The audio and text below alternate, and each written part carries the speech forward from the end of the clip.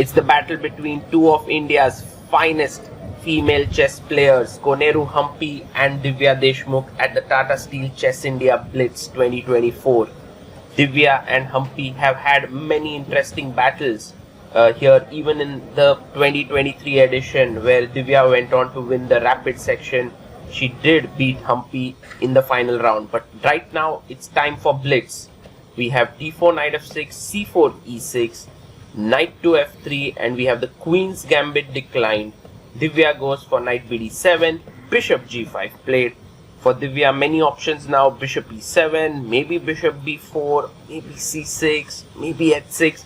Let's see what she chooses now.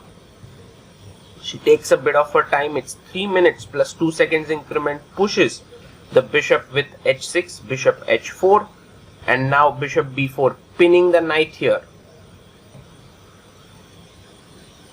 And Humpy has to decide what she's going to do, because I think Divya's ideas are around g5 and pushing her knight to e4, attacking the bishop, the knight, and then h5, h4. You know, this is a very typical way to play these positions. So Humpy has to deal with this, and she is being careful about it, because in Blitz sometimes you make an impulsive decision and suddenly you are in a very difficult situation. She goes e3 after a good solid 40-second think. In Blitz 3-minute games, 40 seconds is almost 30% of your time that you have utilized. So e3 played now. Divya does go g5. The bishop has to move, bishop g3, and she goes knight e4. So now firstly you have to do something about this knight, this pin, and then next about h5, h4. So Divya playing very confidently in the opening. Humpy being put under pressure here. She has some choices between rook c1, queen c2, even knight d2. To sacrifice this pawn on c3 is not a bad idea. Wow, look at this. Humpy's time now going below 2 minutes. She plays queen c2 and Divya blitzes out h5. Pawn takes pawn and takes it back. Now you need to do something about this bishop. It's going to get trapped with h4. So if you play h3 or h4, then knight takes would be coming, but you have bishop d3. Very interesting move, because after h4 you can take on e4, de, check, and this is very complicated position after king f8, bishop e5, f6, knight takes g5. This is all very difficult to calculate something on these lines, and perhaps the position remains equal. So let's see if Humpy plays this very sharp line, bishop d3, h3 is a very safe move, h4 is also possible, but then you don't want your structure to get spoiled with knight g3, fg3.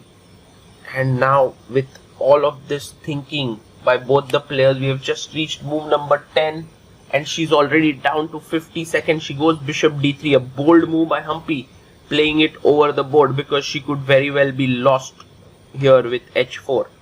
So right now for Divya there are two moves which make sense. One is h4, the other is to take on c3 and then play h4, but she must do h4, because if she doesn't do h4 here and she goes for something else, then white would be clearly better. And this line is kind of forcing, you know, take, the bishop doesn't have squares to go. So here and this is worth thinking about, because there's a check here. So taking with the knight, pawn takes, and if we move further like check, pawn takes, fg. This is, I'm not sure if there are some games in this line that have been played, but it does look like something that Divya should be doing here. Let's see. She is also now gone into the think tank, which is natural because she has more time on the clock. But definitely you shouldn't defend your knight here, because if you do that, then a check and you lose the bishop. That would be just complete. Oh my god, she blunders. She blunders. She forgot about this check and losing the bishop. Insane. Insane. Can Humpy find it? No, Humpy misses it. Bishop e5. This was a little bit tricky because all your attention was in the center, that you forget about this check and this bishop falling. Wow. Bishop e5 played now. Pinning the knight on f6. This is still a great position for white, by the way. Castles by Divya. Suddenly her position makes no sense because this bishop gets such a good square. Earlier it was being kicked away with f6. All that Humpy must do now is to take care of her time. Her position looks good.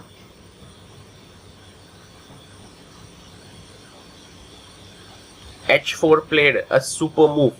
Now Divya, if she plays g4, the knight jumps to g5.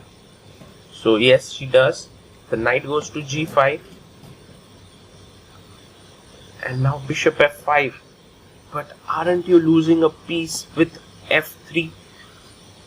Let's just calculate. f3, pawn takes, pawn takes. Well, for now she goes long castle, takes, pawn takes now. Queen e7. Maybe with some ideas of check. King b2 stopping it. f3 was still pretty strong because queen a3 check was being met with the queen block there. But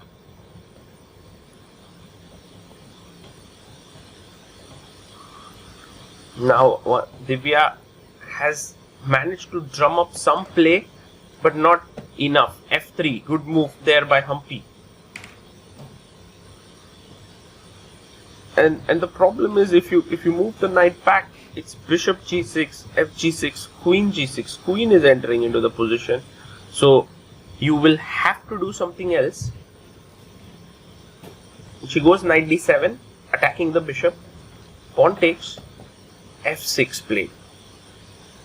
Takes on d5, bishop d3, queen d3, and now takes on e5. A check comes in. And now after takes, there's a fork on e6. Humpy finds it, picks up the rook, takes, and she's also taken the open file. Now Divya avoids the rook trade. King comes into c2. This is totally winning for Humpy now. She has to just remain careful about the checks from the knight. Knights are very tricky creatures, especially when you are low on time. So she plays a rook to e3, not e2. Check comes back. She plays a rook to e3.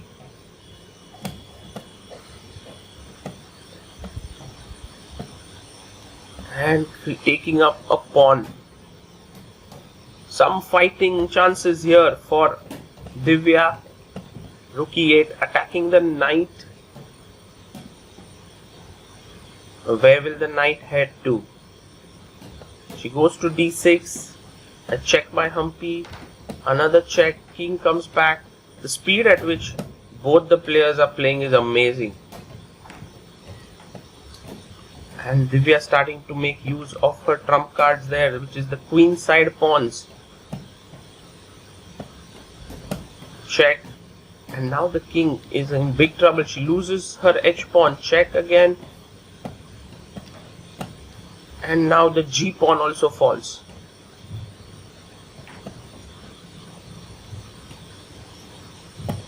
The h pawn starts moving forward. It's almost a mate. Rook g4 has been played, pinning the knight. So you're going to lose the knight as well now. There's no way to defend it. Takes the knight.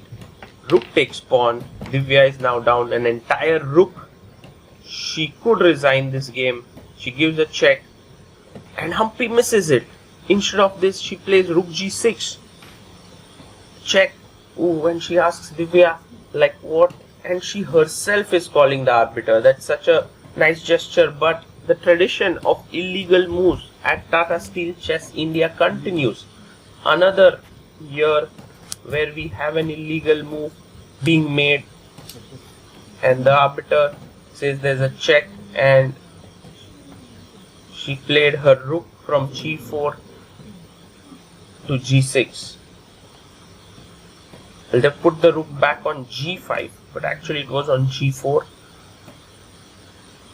And this is Gopakumar. He's one of the most experienced arbiters in the world of chess.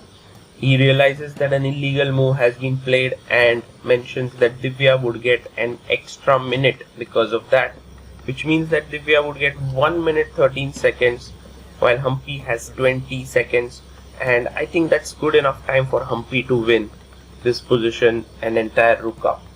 The second illegal move you make leads to a loss, not the first one. So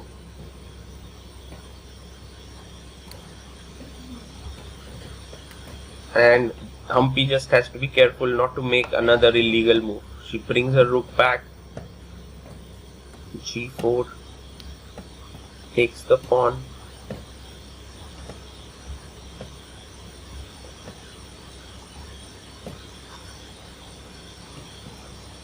and now the c5 pawn is falling. Takes, rook to g3, check.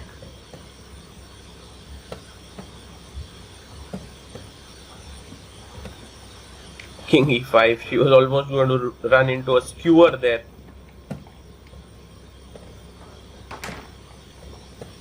Humpy being very careful there, just shielding her king from all checks.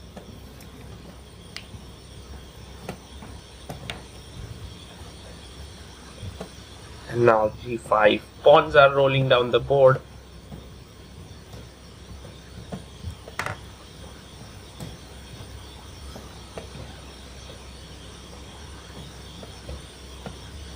Check again. Now the king safely moves in. There are no more checks.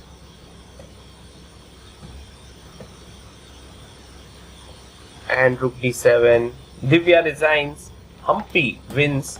But a very interesting game this was from the opening perspective, and also from this illegal move that was played.